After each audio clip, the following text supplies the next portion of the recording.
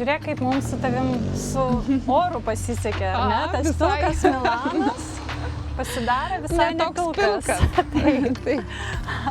Kur eisime? Gerai.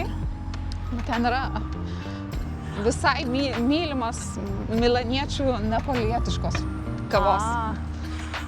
Sakyk, labai girdžiu iš romiečių, ar tie, kurie atvažiuoja gyventi į Milaną, kad, Milanas pilkas, ta prasme, oro prasme pilkas. Ar tu tą pilkumą čia jauti? Po Lietuvos? Tai turbūt nedaug ko pilko yra. Ne, kartais galbūt skirtingai nei Lietuvoje, ar ne, kartais čia pasitaiko tos 13 apsiniaugusių dienų iš eilės, ar ne? Ir italams tai atrodo pilka, taip jau. Taip. Bet, iš tikrųjų, tai dėl to labai pradėjau vertinti Lietuvos tą meteo su pragiedruliais, ar ne? Nes mes labai dažnai pragiedrulius turim. Taip. Nes šiandien žadėjo lietų, mes turim, prašau, saulę ir labai gražiai. Itališkai.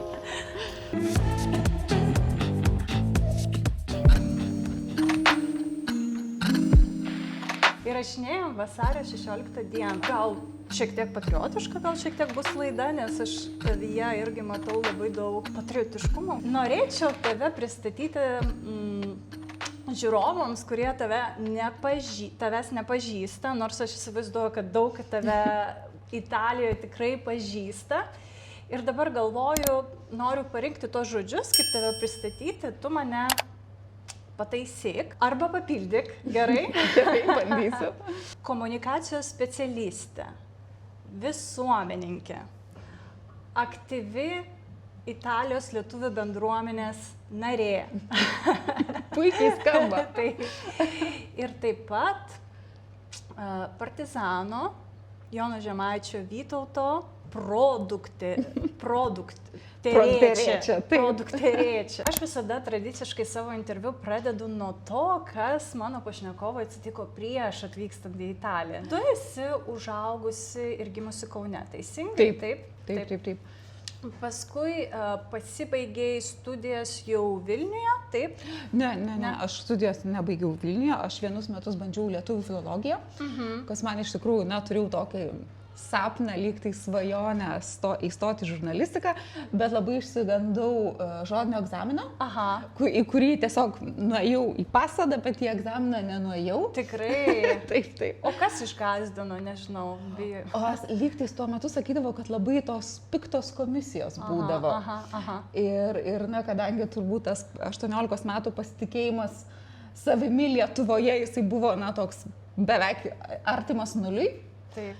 Tai tiesiog, išsigandau, todėl metus bandžiau lietuvių filologiją studijuoti, bet, tiesiog tuo metu tam neturėjau tokios jau labai didelio pasiryžimo, nes vis tik, lygtais tai buvo kaip variantas B. Ir paskui atsirado ISM, tuo metu dar jisai buvo visiškai naujas. Apskritai, vadyba tais laikais buvo kažkas naujo, taip, vadybos studijos, taip, gana naujos studijos. Tu esi baigusi vadybos studijas, taip? Taip. Ir paskui nusprendi, dabar papasakok istoriją, kodėl išvažiuoti į Italiją studijuoti jau po bakalauro studijų, taip, ir būtent komunikacijos srityje. Tai kaip tave keliai nuvedė į Italiją? Taip, kaip turbūt 99% mūsų, ar ne, bendruomenės narių, tai yra daugiausia moterų, mane nuvedė, žinoma, aš jau tuo metu draugavau su savo vyru, su tuo, kas šiandien yra mano vyras, jo šiandien turbūt jau švenčiame 22 metus bendro gyvenimo. Ne šiandieną, bet apskritai. Taip. Ir iš kitos pusės, nežinau, turbūt gal kaip daugeliam emigrančių bus, vis tik buvo kažkoks ir bėgimas nuo kažko, ar ne, to kažko naujo pradėjimas, naujo atradimas, nes 2004 Lietuva nėra Lietuva šiandien. Taip. Tu išvažiuoji į Milaną iš karto, taip, ir įstoji, iš karto sugalvoji studijuoti, ar kaip? Ne, aš dar labai taip optimistiškai nusiteikus, atvažiuoju čia, na, su ką tik atsimtų bakalauro diplomu ir galvoju, kad, na, kaip lygtais turėtų veikti pasaulis. Taip. Ieškosiu darbo, ar ne? Ar praktikos. Aš atsimenu, man atrodo, tuomet dar buvo Lietuvos ekonominės plėtros agentūra Milane. Lygtais tenai buvau susitarus daryti stažuotę, bet atėjus tą rugsėjo 1, man atrodo, tą agentūrą uždaro. Oho. Tuomet kelis mėnesius bandžiau susirasti darbą ar kažkokią stažuotę ir kaip gali įsivaizduoti, su prastoka italų kalba, su universiteto, kurio nelabai kas pažįsta diplomų, pamačiau, kad kažkokį susirasti įdomų darbo pasiūlymą yra sudėtinga, jeigu beveik neįmanoma. Ir tuomet nusprendžiau studijuoti tą master marketingą ir komunikaciją.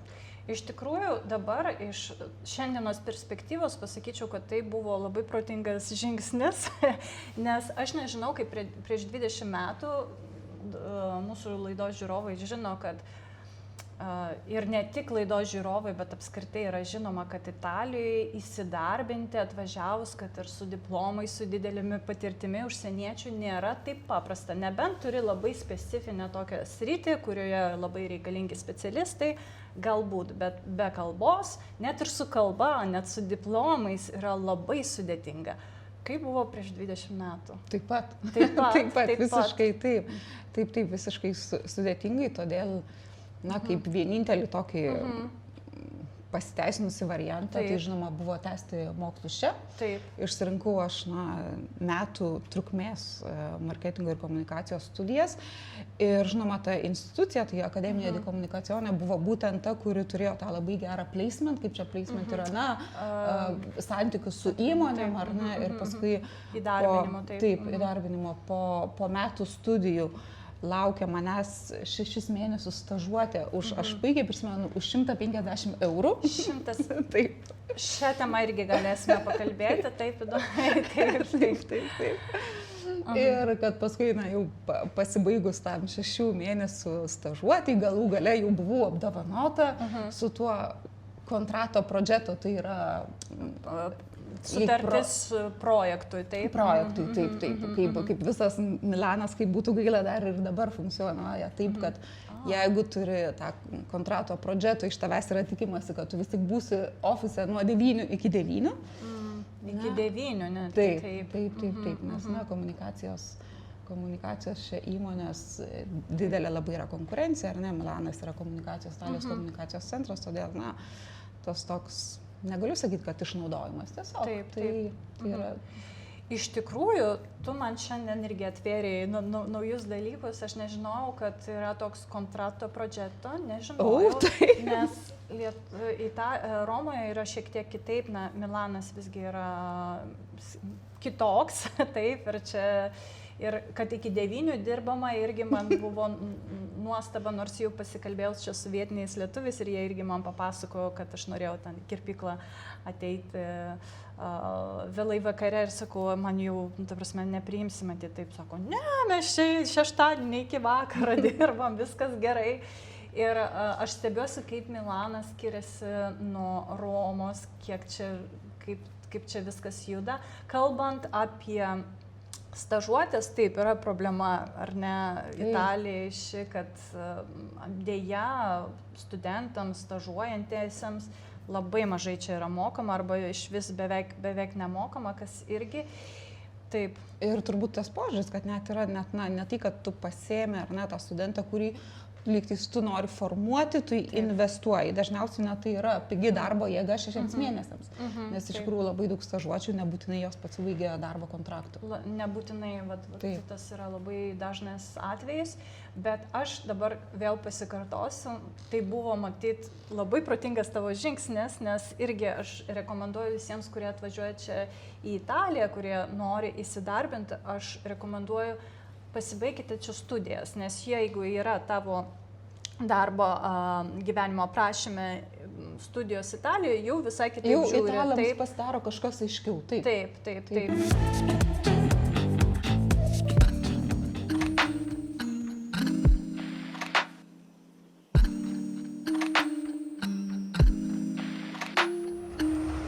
Jūs, Romui, irgi turite dėkoti, kai jūs praleidžia? Ai, tai pasisveikinti. Žinok, ne, bet aš tai darau kažkodėl. Ai, okay, nes aš tai darau Lietuvoje, mane taip keistai žiūri. Taip. Tai čia gal lietuviškas toks dalykas, kaip tu galvoji? Ne, čia tikrai milanietiškas. Iš kur aš tada tai išmokau? Nežinau. Taip, aš visada tai parodau, taip, arba taip. tai. Čia iš tikrųjų geras pastebėjimas, aš nežinau, iš kur pas mane. Nes matyt, mums taip yra keista, kad jie sustoja, kad mes net patekojame. Nors ir per perėją einam ir mūsų yra pirmenybė. Mane žavi Milano tramvajai šitie. Jie tokie turi kažkokį savo šarmą tikrai. Spalvoti, labai gražus. O pažiūrėk šitas koks gražus. Olimpiados. Taip. Labai. Ar tu vairuoji čia? O taip, labai daug. Taip. Ir kaip vairuojasi Milane? Milane šiaip viskas yra, galima vairuoti visai normaliai iki tol, kol neprivažiuoji žiedo. Ai, tas žiedą, kurį mes irgi... Taip, nes jau ten niekas neaišku. Taip. Na, bet kuriam, jeigu pažiūrėtum, tai kas vyksta žiede, yra visiškai neaišku. Kas kaip nori, taip pravažiuoja. Taip. Ir man atrodo dažniausiai, kad jeigu netyčia turi avariją, patiri avariją žiedą, tai bus 50-50, nes net policijai neaišku, kas ten kaip turėtų vykti. Taip. Tai mes dabar einam kavos išgerti, ar ne? Taip, einam kavos. Kiek tu po kavos padelių geri? Aš sakyčiau, apie 4-5, tai taip, na, dar čia toks labai itališkai, taip sakyčiau. Tavęs klausiau, kokie tavo yra pusryčiai, ar itališki, ar lietuviški? Mano pusryčiai yra dažniausiai to kaip, na, išgerti kelias kavas tarp vienos dukters nuvežimo į mokslo įstaigą ir kitos. Tai itališki. O, na, kartais, nežinau, galbūt vieną kartą į mėnesį leidžiam savo tą prabangą, tą nesveikuosius itališkus pusryčius, kas yra kornetų ir kapučino. Bet jūs pripažinot, kad tai yra, va, irgi italas vyras pripažįsta, kad tai yra nesveikieji pusryčiai. Taip. Jis sutinka? Nes kažkaip Romoje apie tai negalvojau, kas čia. Ne. Sausainiai vaikams, kaip pusryčiai, viskas gerai, su daug cukraus. Kai tu atvažiavai į Milaną atvažiavai, taip, kokį įspūdį tau padarė Milanas? Aš atsimenu, man turbūt vienas iš tų tokių stipriausių, tai buvo kvapas. Tai buvo smogo kvapas. Jautėjai iš tikrųjų tą smogą. Taip. Aš jau nežinau, jo nebejaučiu, nes manau, kad Lietuvoje mes jau dabar turime dar taip pat. Bet aš atsimenu, man tas, na, ir to didelio miesto, didelio žavaus, ar ne, visą laiką skubančio miesto pojūtis buvo, na, kai tu esi jaunas ir kai dar nori kažkaip užkariauti tą pasaulį, yra jėga. Kalbant apie irgi smogą, galbūt vasarą atvažiavai? Taip, nes vasara ir tvankuma ir aš žinau, kad Milanas yra tokia kaip ir duobėje. Ir uodai. Ir uodai, taip, išgali. Ar nebuvo tai toks, ką aš čia darau? Ar visgi tas jaunatviškumo, tas vežė, kad viskas įdomu, viskas... Taip, man atrodo, kuo daugiau tuo metu chaoso ir visko, tuo atrodė įdomiau. Ir žinoma, na, tai buvo skirtinga nuo Kauno, nuo Lietuvos, kurioje gyvenau iki tuomet. Aš norėjau paklausti, dabar Milanas yra labai tarptautinis miestas, labai čia daug užsieniečių ir kaip kai kurie sako, kad milaniečių yra labai mažai, daugiausiai yra atvažiavusi ir iš pietų, iš vidurio Italijos ir taip pat iš užsienio. Kaip buvo prieš 20 metų? Taip pat buvo galbūt šiek tiek, na, aš tikiuosi, galbūt šiek tiek nyksta tas susiskaldimas, ar ne? Bet jisai egzistuoja, kaip aš jau turbūt, mano draugai visą tą žino, aš esu 100 kartų sakius, kad aš neturiu tamsiaodžio banko direktoriaus, ar... Man atrodo, užsieniečių gydytojų labai irgi retai pasitaiko ir na, tai tikrai byloja apie labai rimtą integracijos problemą, kurią mes turime Italijoje, net ne Milane. Milane galbūt na, tai dar labiau pasijaučia. Žinoma, užsieniečių yra ir ten yra, kurie jie ir dirba normalius darbus, bet vis dar tai yra mažuma. Bet jau atvažiavus, žinai, šį savaitgalį aš pajutau, kad tai yra tarptautinis miestas, ne tik dėl to, kad dabar vyksta olimpiada, bet apskritai visur kažkaip aš jaučiau tą užsienio kalbą, net tuose kvartiere, tokiuose, žinai, kur tikrai ne olimpiadą atvažiavo, ar čia studentai, ar nežinau, jaučiasi, kad tai kažkiek tarptautinis miestas, tai visgi daugiau nei Taip, Roma. tikrai pats tarptautiškiausias miestas turbūt Italijoje. Taip, būtent. Kuris surenka daug. Ar buvo kažkas išgąsdino, nežinau, kažkas nepatiko? Nežinau, aš turbūt vis dar turiu tokią blogą savybę, kad aš labai puikiai adaptuojuosi. Čia labai gera savybė. Taip. Todėl, kad taip, mane išgąsdinti reikia. Kaunas išmokė pamokų. Taip. Kaip aš prisimenu, kas Kaune darėsi tais pirmaisiais nepriklausomybės metais, tai po tokios patirties. Manau, kad visko išmokė. Taip. Ir aš įsivaizduoju, tai buvo tavo pirmasis užsienis, ar ne? Taip, buvo. Buvau kažkiek nedaug pavažinėjus, bet aišku, tai buvo pirma ir gyvenamoji patirtis be mamos, be tėvų. Taip. O daug dėmesio gaudavai, aš įsivaizduoju, šviesa plaukė, lietuvaitė, tai tokia gražuolė. Ar daug dėmesio sulaukdavai? Taip, manau, kaip visos mes. Bet irgi, žinai, negaliu pasakyti, man irgi sako, tu labai daug dėmesio matyti Italijoje. Ne. Tai gal jau tiesiog tą amžius, kada tu atvažiavai į Italiją? Prieš 8 metus. Prieš 8, matai, tai galbūt jau ta ir tokia, jau šiek tiek ar ne link moters, o čia 22 kai 20 metų, yra kitas reikalas. Taip, ta prasme, jau dabar, nepadaru būtų, jeigu kažkas... Taip. Nors dabar galvoju. Eitų ir sakytų, čiau, Belė, kai tau virš 40, kažkaip. Gal visai būtų malonu, tai... Bet jau kažkaip turėtų sakyti kažkaip taip, kažkaip elegantiškiau, ar ne, kažką pasakytų. Dabar gerai, kad mano vyras nesupranta lietuviškai, bet aš dabar prisiminiau, kad manegi vakar užkalbino vyras, sakė, iš Florencijos, ir aš taip gražiai, buonasera, ir nubėgau. Pakalbėjau su juo ir nubėgau, taip, tai vad buvo taip.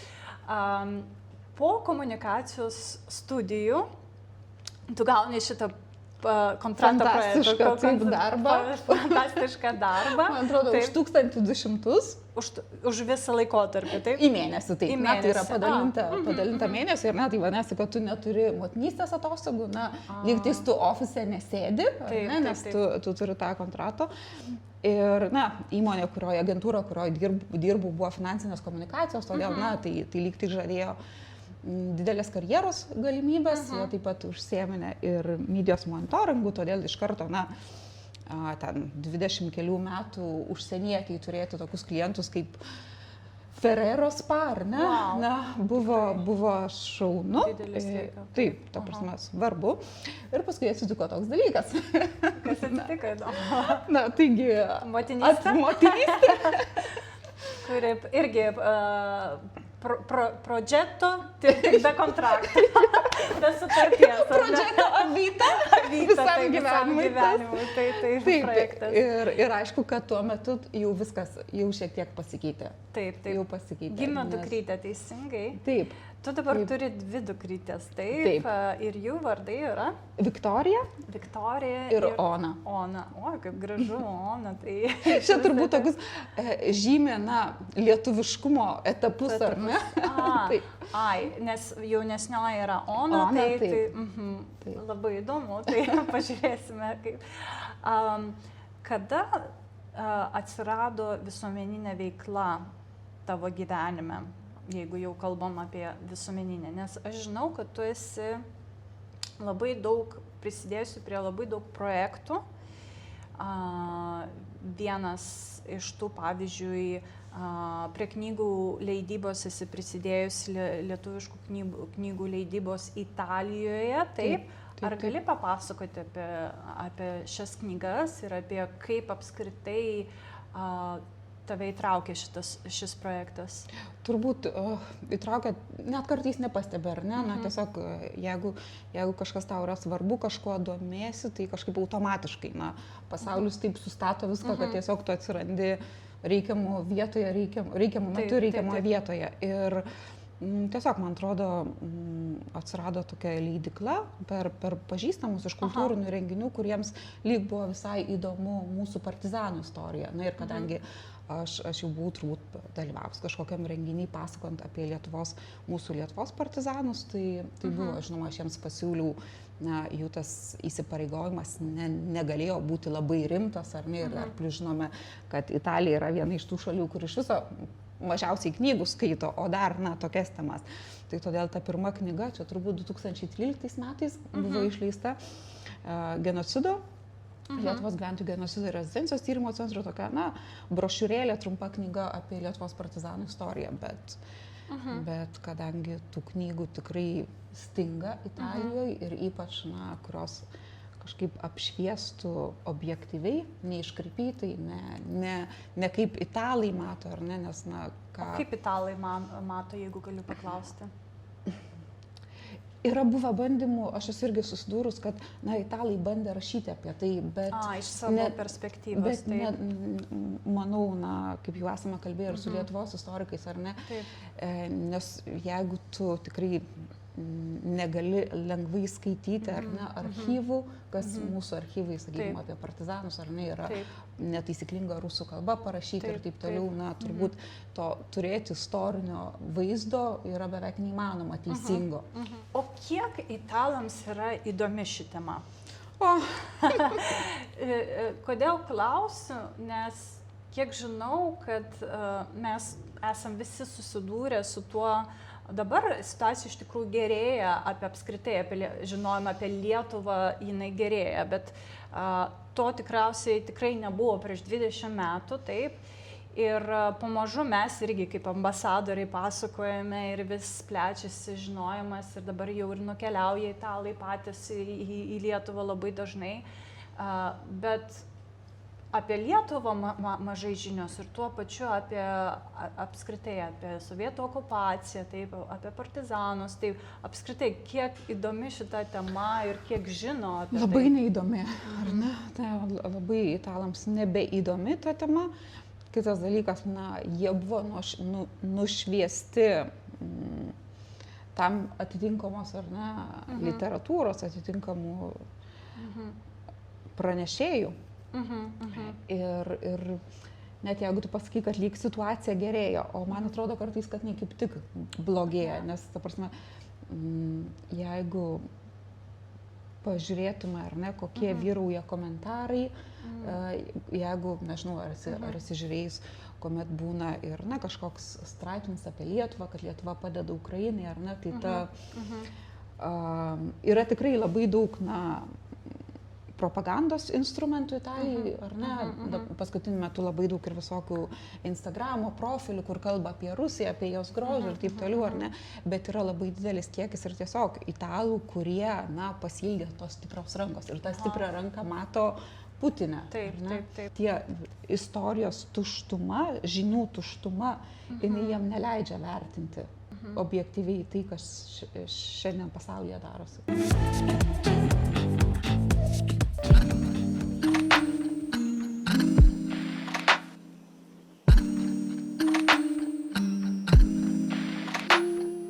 Matai, kokio dydžio kornetai? Čia kaip mano... Pusryčiauti vienam šiek tiek pavojinga. Savaitgalis tai sako, kad eilės iki to žiedo. Patinka italams šiek tiek nesveiko maisto. Bent jau per pusryčius. Bet ir pats tas, žinai, kultūrinis bruožas, kad pabendrauti prie kavos. Aš nežinau, kaip Milane, kiek to reikia, nes Romoje labai, net darbo dienas, irgi visur, darbo dienom kitokia situacija, ne, bet savaitgalis taip, tas mano normaliai yra praktika susitikti su draugais pusryčius.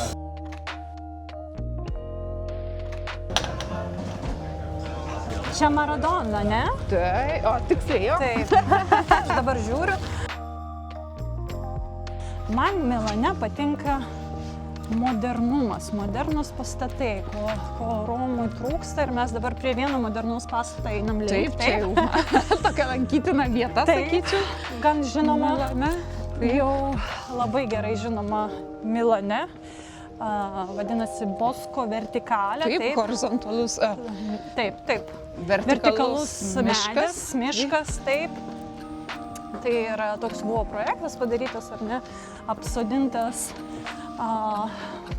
gyvenamasis, aukštas gyvenamasis pastatas, medžiais balkonuose. Taip, tai čia to Arki Star Stefano Boeri, ar ne, kūrinys, kuris buvo labai puikiai vertintas tarptautiniuose žurnaluose, architektūros projektuose ir taip toliau. Na, tikrai sakyčiau, kad puošia Milaną. Taip. Iš tikrųjų, ta visa šita zona Porta Nuova labai ir kvalifikavo šitą visą kvartierą, kaip čia rajoną, taip. Ne, nes čia vat, kur link stoties Garibaldi prieš 10-15 metų iš tikrųjų buvo gana pavojingas kvartalas. Tikrai? Taip. Čia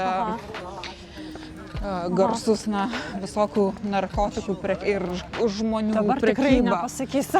Taip, jisai buvo turbūt vienas iš geriausių rajono perkvalifikavimo pavyzdžių. Ateik čia, parodysime už mūsų kaip gražu. Dabar, kadangi žiema, tai tie medžiai paleido lapus, paskui vėl pradės žydėti, viskas gražu bus, tai visiškai kitaip atrodys. Bet iš tikrųjų, man naujiena pasakė, aš nesitikėjau, bet logiška, kur yra stotis didžiuosiuose miestuose, ten yra problemos dažniausiai. Taip. Kad ir Romos terminė. Ir čia kaip tik yra labai išpuoselėtas rajonas šalia stoties, labai svarbios stoties. Ir dabar tu man papasakoji situaciją, aš dabar jo suprantu, nes čia, man tai čia labai gražu, labai smagu ir visai netoli nuo jūsų viešbučių. Ta prasme, tai yra centras yra ranka pasiekiamas, taip. Aš turiu tokią standartinę savo, maršrutą. Taip.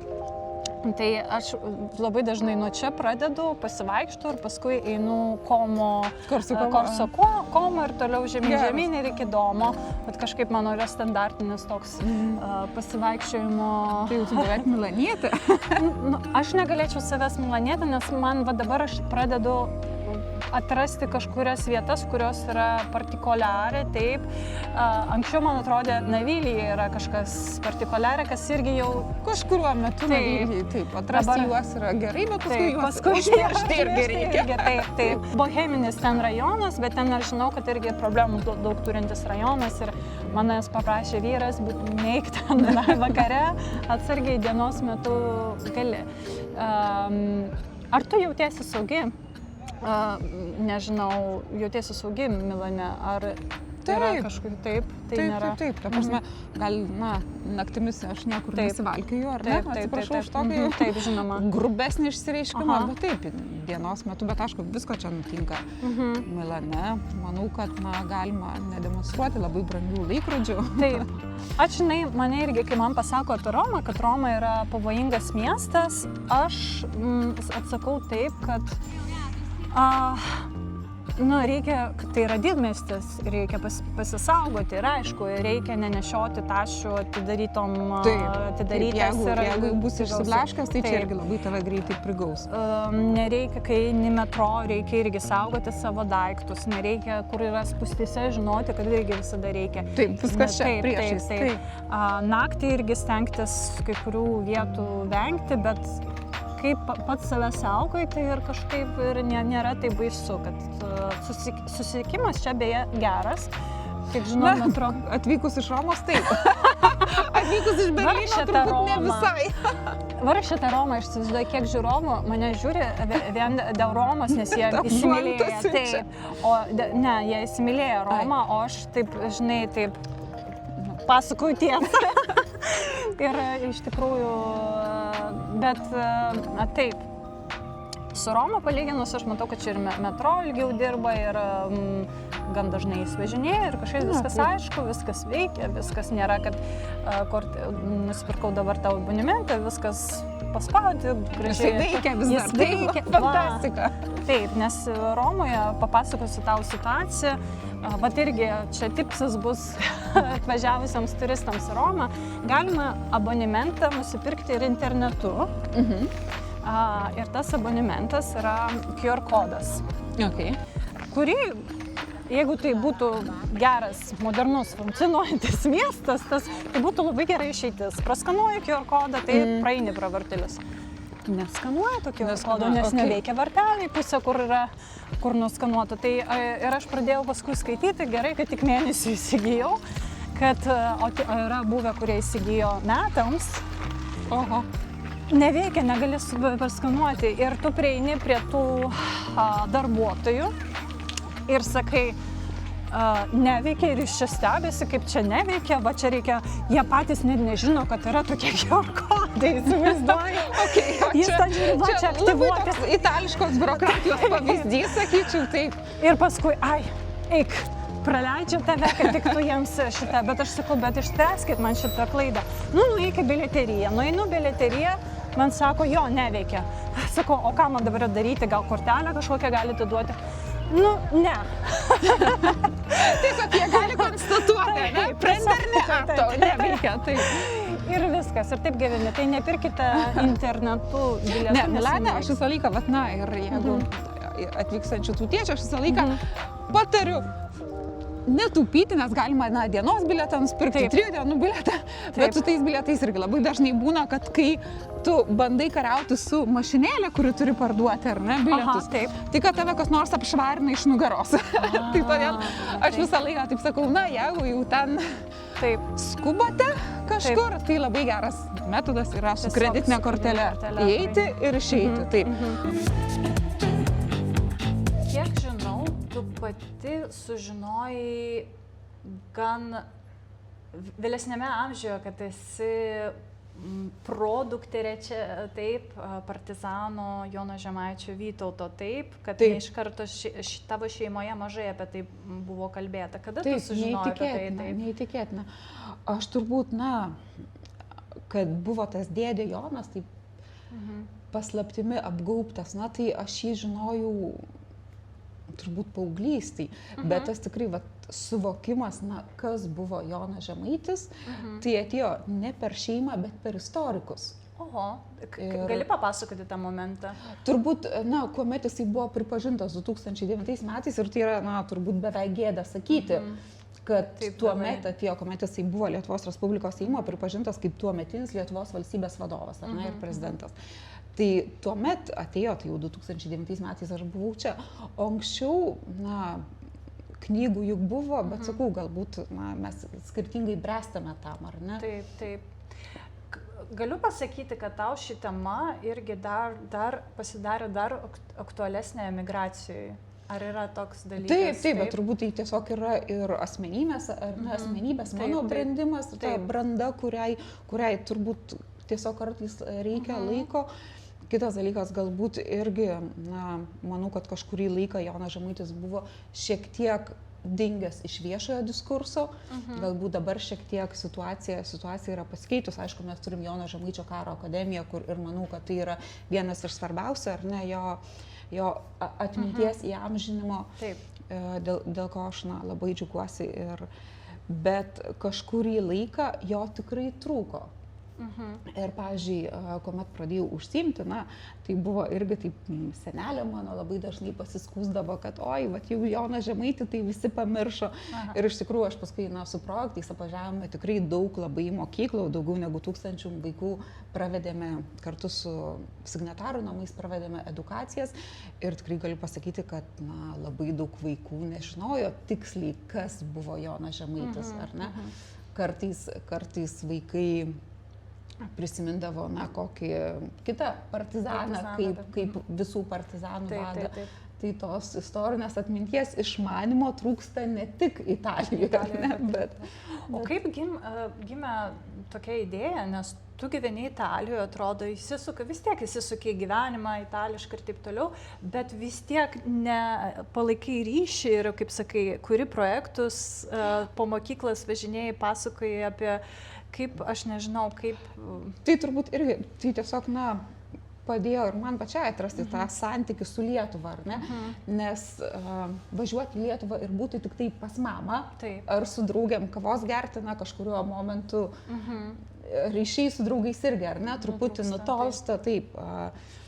Ir turbūt, na, tai buvo tiesiog mano ryšio su Lietuva suradimas. Taip. Kaip gražu, taip iš tikrųjų. Aš žinau, kad Jonas Žemaitis neturi palikuonių, teisingai, ir kaip tu esi vienintelė, kaip ir tokia puoselėtojo atminties iš šeimos pusės. Taip, Jonas Žemaitis turėjo vienintelį sūnų, Laimutį, kurios jį negalėjo auginti, ar ne, nes Jono Žemaičio žmona mirė, kuomet Laimučiui buvo 5 metai. Ir Laimutį užaugino, tiesiog žmonės, kurie buvo globėjai, kurie buvo partizanų ryšininkų paprašyti pasirūpinti partizanų vado sūnumi.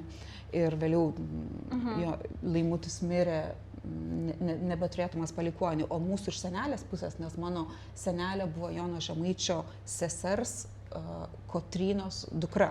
Aha, taip. Tai mes esam... Mūsų yra daugiau. Taip. Mūsų yra daugiau. Šiuo metu aš galbūt aktyviausiai užsiemu atminties išlaikymo projektais, bet manau, turiu jaunesnių antros eilės pusės ir pusbrolių, kurie tikrai kada nors galės irgi perimti estafetę. Taip. Ar gali pasakyti, kad motinystė tau davė kažkokį impulsą domėtis lietuvybę, puoselėti ją, perduoti ir aišku, gal laiko, gal erdvės, žinai, kai neini kiekvieną dieną galbūt į darbą, turi tam kažkokio lauko tam plėtoti, kaip tu galvoji? Taip, turbūt tas suvokimas, kad reikia perduoti, ar ne, kad reikia išauklėti ir mūsų visų Italijos emigrančių vaikai, ar ne, jie auga itališkoje aplinkoje, kur jeigu ne mes, tai jau niekas. Niekas jau neišmokys istorijos ir neperdos, kad ir kalbos. Aš žinau, kad tavo dvi dukrytės puikiai kalba lietuviškai, teisingai? Su puikiai galima. Vis tiek. Sakykim, kalba gerai, su rašymu reikėtų padirbėti. Vis tiek, emigracijoje yra tiesiog galbūt ne visi įvertina, kaip yra sudėtinga emigracijoje išlaikyti tą lietuviškumą, nes atrodo, kad Lietuvoje ne visi išlaiko lietuviškumą, o kaip emigracijoje, kai tu visiškai kitokioje aplinkoje ir kalbos prasme, ir kultūros prasme, taip.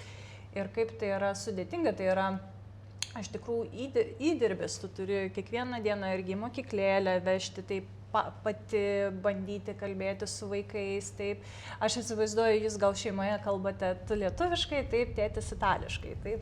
Taip, tas dažnas yra išsijunginėjimas. Ir kas yra gana toks ilgainiui šiek tiek varginantis dalykas, ar ne? Arba kartais ten būna kalbi, oi nepastebi, bet itališkai kalbi, tai kartais ten kokia sąžiningesnė dukra pasako, mama, ko tu čia itališkai. O, kaip gražu. Norėjau dar paklausti apie misiją Sibiras, kuris įvyko 2013 metais. Kaip tu ten patekai ir kaip ar tai buvo tavo irgi, aš žinau, kad tavo irgi seneliai yra tremtiniai teisingai. Ir papasakok apie šį projektą. Kažkaip turbūt ilgai aš jau tą projektą buvau nusižiūrėjus, ten, man atrodo, galėjo dalyvauti jaunimas, tai tuo metu dar tilpau į jaunimo kategoriją. Ir dar tilpi, vis dar tilpi. Ir, man atrodo, jau buvau pabandžius užpildyti paraišką ir prieš metus, bet dėl kažkokių negalėjau sudalyvauti tam bandomajame žygyje, tai todėl teko atidėti vieniems metams ir pabandžiau. Iš tikrųjų buvo drąsu, tuomet, man atrodo, 3 metę palikau pas mamą. Lietuvoje. Viktorija. Taip. Ir buvo tos 2 savaitės, Sibiro patyrimo.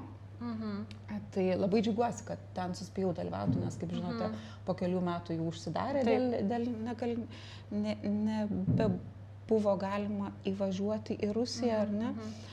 Ir, taip, paliesti tą istoriją ranka, pamatyti tą Tiumenės sritį, tas lietuvių tos apleistus kapus, ar ne, kur mūsiškiai yra atgulę, aišku, kad buvo svarbu.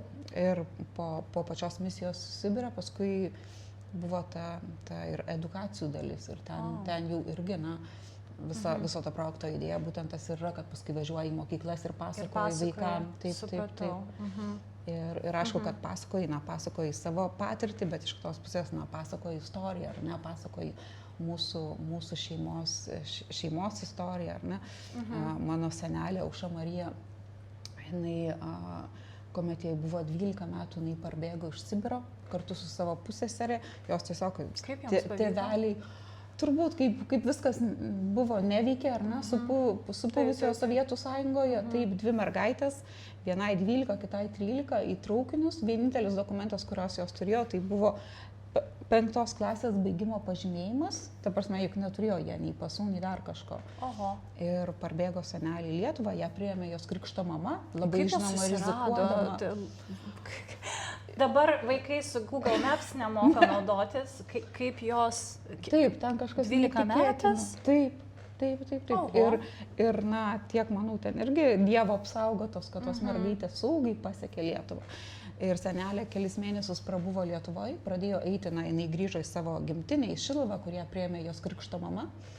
Jinai pradėjo eiti į lietuvišką mokyklą, labai gerai mokėsi, vėl, atgavo lietuvių kalbą, nes, ta prasme, ten irgi jie, taigi turėjo, tėvai dirbdavo, tai senelė išvežta 5 metų, taigi jau ten rusiškai kalbėdavo. Ir, ir ką, vieną gražią dieną specialiosios tarnybos atėjo į mokyklą ir areštavo 2 nusikaltėlės. Tai yra, taip, prieš visi mokytojai, klasiokai matė, ar ne, žiūrėjo tokią sceną. Na ir ką, po 6 mėnesių įvairių kalėjimų jos buvo parsiųstos į Sibirą. Ir misija Sibiras buvo irgi būdas, instrumentas, ar ne, taip prisiminti, nes kartais atrodo, kad viską žinai.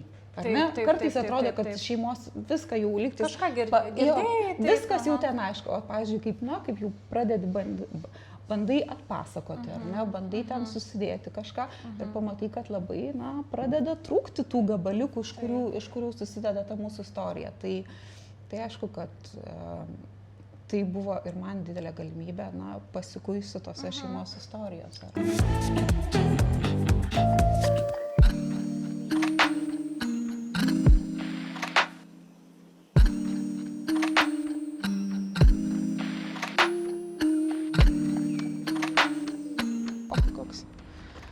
Galėjau ir savo A, tu turi šuniuką? Taip, iš prieglaudos priglausta. Tikrai. Gražuolė. Taip. Su Andriumi vakar vaikštinėjom ir, žinai, aš įpratus. Margarita visur lekia, visur. Ir aš pastebėjau, tai mes, ar ne? Taip. Daug visko reikia padaryti, viską. O jis man taip. Italija yra gerai, biški sustoti savo ritmą, žinai, sulėtinti kartais. Taip, čia visą laiką yra pavojus sulėtinti per daug.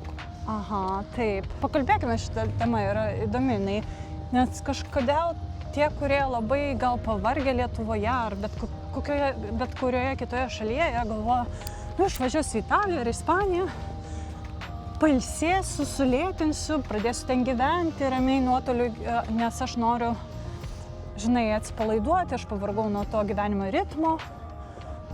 Ir galima per daug sustoti, ar ne? Taip, galima, tai manau, užtenka pažiūrėti į Italijos jų nuomenę, ar ne, kad, žinoma, priežasčių yra daug kitų, ir yra ir kitų, ar ne, bet čia yra amžini studentai, kur tas ritmas tikrai yra per daug sulėtėjęs. Iš kitos pusės, kadangi tu žinai, kad darbo pasaulis niekas tavęs išskėstom rankom nelaukia, ar ne, todėl automatiškai, lyg tie tempai sulėtėja, bet... Tai svarbu sustoti, bet ne per daug ir suprasti, kad galbūt niekas mūsų užsienyje per daug nelaukia ir kad... Sakyčiau, nelaukia. Ar visada, žinai, išvažiavimas yra išeitis irgi? Gal tiesiog reikia išvažiuoti, tiesiog pailsėti ir grįžti vėl naujom jėgom? Ne, aš manau, pradėti viską iš naujo turi žavumą, ar ne? Taip. Ypač, kai mes jau suaugę, mums tai darosi kur kas sudėtingiau, ar ne? Nes jaunystėje tų etapų pradėjimo iš naujo yra. Ir aš manau, kad kiekvienas pradėjimas iš naujo tau padeda, save kažkaip atrasti, ar ne? Taip. Bet taip, iliuzija, kad, pasikeisti ritmas, kad čia mūsų kažkas labai laukia, tai... Taip.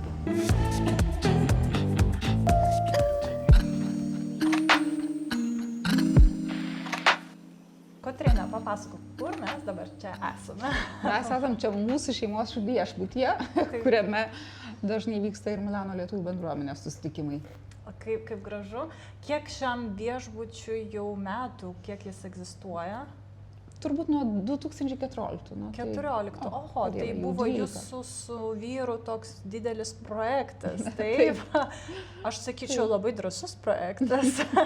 Kaip gimė, nežinau, idėja atidaryti viešbutį, nes apskritai mes žinome, daug yra istorijų, kad kurti verslą Italijoje yra sudėtinga. Papasakok, kaip pribrendo šitas noras, nes tavo vyras kažkuo panašiai užsiimdavo. Mano vyras taip, tai yra jo, tiesiog profesija, verslas, taip, jisai jau senai šitam sektoriuje dirba, ir paskui buvo kažkurio momentu lygtis reikėjo pasirinkti, ar ne, ar sekti tą tokią sunkiai pavyjamą komunikacijos specialisto karjerą, ar ne, ir iš tikrųjų, ką galiu pasakyti, tai kai pažiūriu savo universiteto draugus, tai daug kas iš tikrųjų paliko šitą sektorių. Taip, nes tai yra labai iš tikrųjų konkurencingas reikalas, ar ne? Ir tikrai sunkiai, ypač Italijai, derinama su šeima ir su viskuo. O turėti verslą, taip, kartais reikia dirbti per šventes, mums turbūt šventės yra blogiausias periodas. Ir kartais tenka dirbti sekmadieniais, bet kas manau, kas yra tikrai labai didelė prabanga, tai turėti laiko. Ir aš savo galiu leisti, ar ne? Man yra svarbu irgi galėti praleisti daug laiko Lietuvoje, sąlyginai, ar ne? Bet jeigu manęs reikia Lietuvoje, aš žinau, kad aš galiu savo leisti kelias dienas, kad ir rytoj, ar ne? Kadangi mano vyras užaugo irgi šeimos versle, restorane, tai jis man... Aš žinau daug istorijų, taip, ir tų istorijų, kai jis 12-metis stovėdavo už baro ir ateidavo klientai ir prašydavo jo įpilti proseko ir žiūrėdavo į jį, kodėl čia vaikas stovi ir pila proseko. Tai ir jo parduotos vasaros, parduoti savaitgaliai, tai man įdomu, kaip jūsų šeimoje, ar nėra tų irgi vaikų, ar neparduotos vasaros, ar yra galimybė suderinti, ar nėra taip, kad jau viskas atiduotas laisvas laikas. Ne, čia turbūt reikia pirmiausia ir pakalbėti apie mano vyrą. Ir turbūt vienas dalykas, dėl ko aš jį tikrai labai įsimylėjau, tai būtent, jisai yra tas dolce far niente magas. Tikrai? Taip. O ką tai pasireiškia? Jisai moka tiesiog džiaugtis gyvenimu. Ir kartais, aš atsimenu, ten, kad ir kas blogiausiai atsitinka, ar ne, man vyras visą laiką, palauk, taigi čia nieko tokio. Ta prasme, ar ne, kol nenumiriai, tai visa kita yra nieko tokio. Ir turbūt jo tas požiūris, aš juo taip leidžiau būti užkrečiama. Ir tikrai, parduotų vasarą mes neturim. Taip, kartais daugiau reikia dirbti tuo periodu, kai visi švenčia, ar ne, nes darbuotojai nori atostogų, kaip bebūtų keista, per Kalėdas. Taip. Bet sakau, iš kitos pusės ne. Merginos dar čia nelabai praktikuoja. Bet ateis kažkada laikas, ar ne? Aš manau, kad darbas su publika, ar ne, nuo padavėjo iki, aš manau, kad tai yra fundamentalu, kad mes išmoktume tiesiog valdyti kai kurias socialinės situacijas, kur paskui mums jų labai reikia ir visur kitur, ar ne? Ar sunkus tai yra verslas, viešbučių verslas Italijoje? Turbūt tai, kas atsitiko per paskutinius 10-15 metų Milane, ne, tai nėra.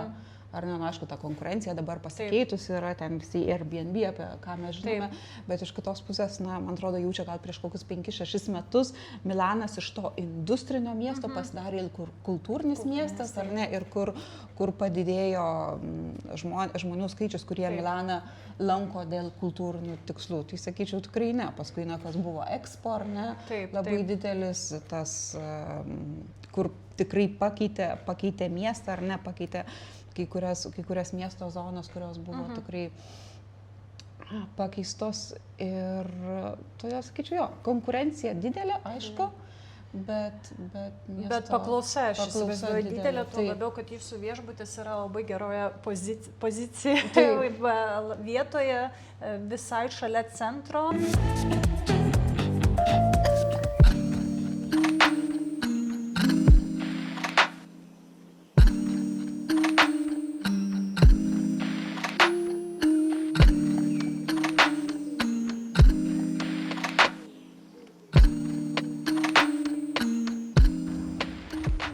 ar milaniečiai? Tikrų milaniečių beveik nėra. Taip, mes jau minėjom tą dalyką, taip. Taip. Tai iš tikrųjų čia labai daug. O turbūt čia irgi tiek daug tų sluoksnių yra, ar ne, yra ten ta Milano Bene, kuri, Taip. na, tai atskiras uždaras pasaulis, ar ne, ten. Kas yra Milano Bene, paaiškink, kuris... Na, tai turbūt ta borgezija, ar ne, turtingų, svarbių šeimų palikuoniai, kurie dar dabar savo turi pasakiškus kapitalus, ar ne, kurie, na, kuriem labai daug kam vis dar nereikia dirbti ir turbūt jų ateinančiam kartom nereikės, ar ne. Yra ta tokia aukštuomenė, šiek tiek pasislėpus, šiek tiek, na. Kaip tik už tavęs, ne už tavęs, bet šalia mūsų eina labai graži porelė, labai matosi inteligentiška, labai tokia, žinai, milanietiška. Ar turi kažkokią savotišką bruožą milaniečių? Aš nežinau, kaip apie florentiečius. Dėl to laiko taupimo, planavimo, ar ne, tų labai užimtų dienotvarkių, ar ne? Taip, jie visi užimti. Ir visi labai tuo skundžiasi ir iš tikrųjų labai daug laiko tam eikvoja, kad pasiskūstų. Taip, ir tada tikrai to laiko nelieka. Sakyčiau, milaniečiai pavargę. Taip, skubantis ir pavargę. Ar ne, prieš, man atrodo, gal kokį mėnesį čia buvo ir viešajame diskurse, ar dabar tiksliai neprisimenu, ar ten buvo kažkoks tyrimas padarytas ar ne, ir kad čia net ne apie italus, čia apie jaunąją kartą ir kad atrodo, kad jaunoji karta nenori turėti vaikų, nes jie mato savo pervargusius tėvus, ypač mamas, ar ne? Buvo toksai diskursas, kad lygtais atrodo, kad mes su savo skubėjimu, su savo laiko neturėjimu ir su savo ta, o Dieve, motinystė ir tėvystė yra kančia, mes padarėm taip, kad jaunoji karta to nenorėtų. Nu tai taip.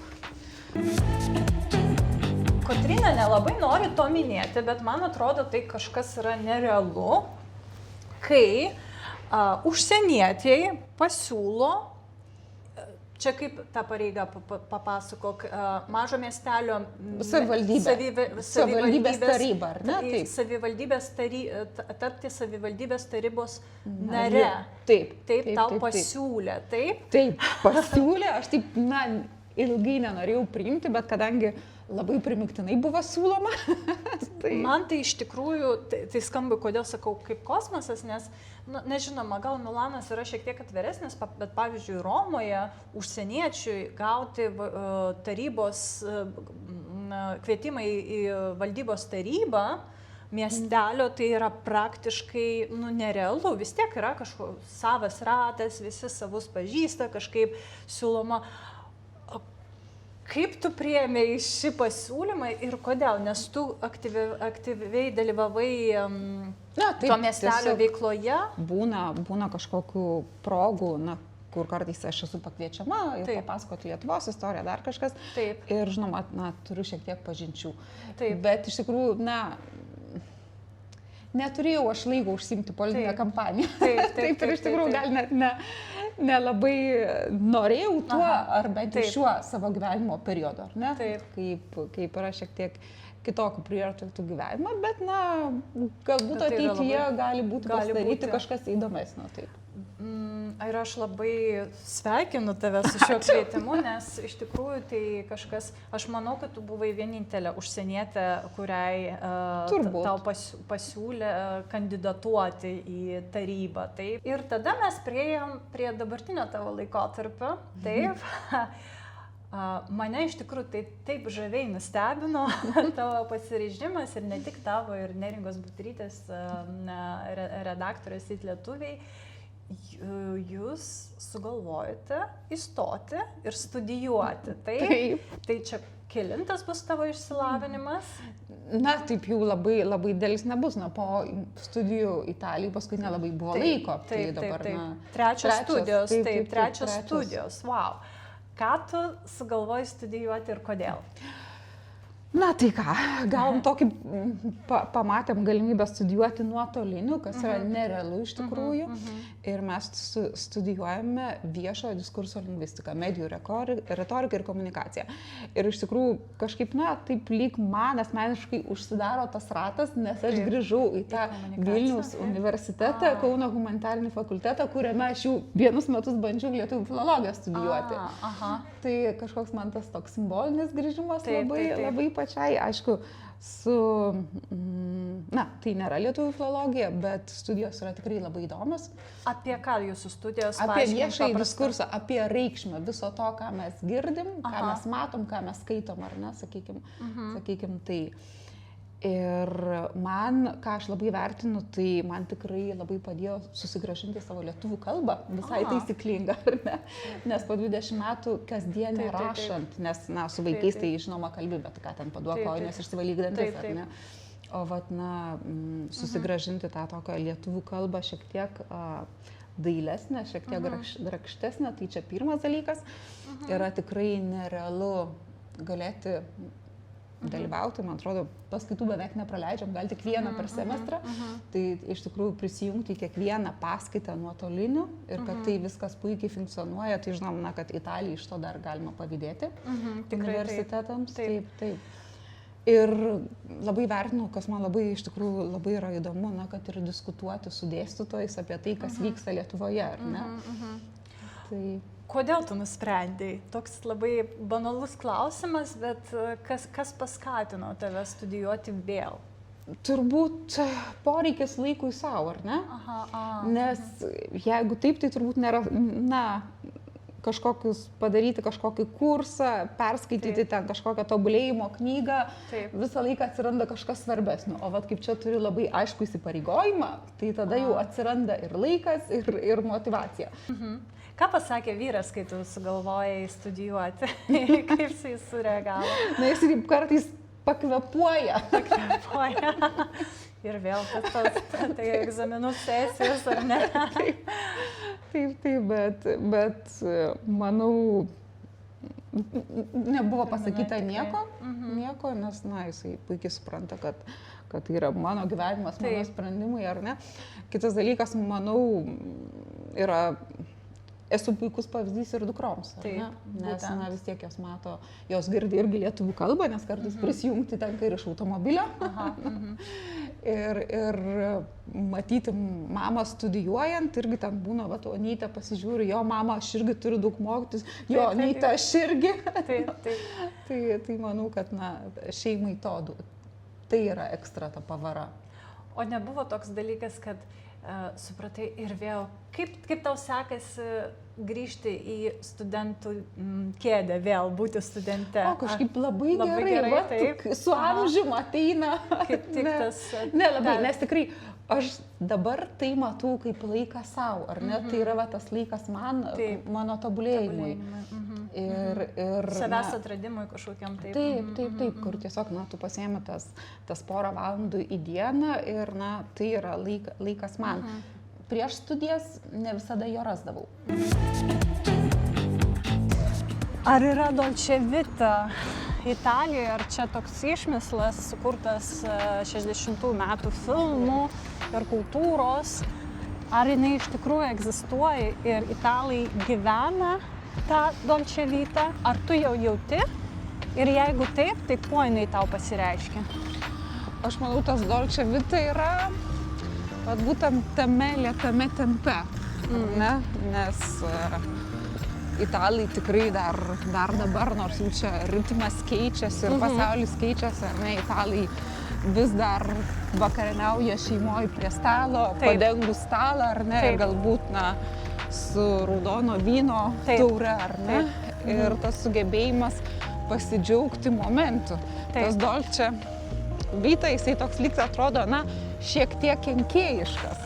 Tai sakyčiau, to kenkėjiškumo jau italai nelabai gali sau leisti, ar ne? Nes ekonominė situacija juos tikrai jau šiais laikais gana verčia. Taip. Bet tas itališkas mokėjimas sustabdyti laiką, pasidžiaugti momentu, manau, yra Dolce Vita paslaptis. Bet vėl, ne galutinai sustoti. Ne, nesustoti. Nes tai yra pavojinga. Mokėti, na, pabėgti, ar ne, nuo visko, na, kažkaip, pavyzdžiui, kaip mano šeimoje, na, kas be nutiktų, bet, ta prasme, 8 valandą tu vakarieniausi. Taip. Ar ne, nes taip, ten gali būti, na, jau kažkas labai, labai ypatingo turi atsitikti, kad ta tokia kasdienės laimės rutina, jinai pasikeistų šeimoje. Jeigu dar neužprenumeravote mūsų kanalo, siūlau jums padaryti tai kuo greičiau. Čia įdomiai ir nenuobodžiai pasakojame apie gyvenimą Italijoje.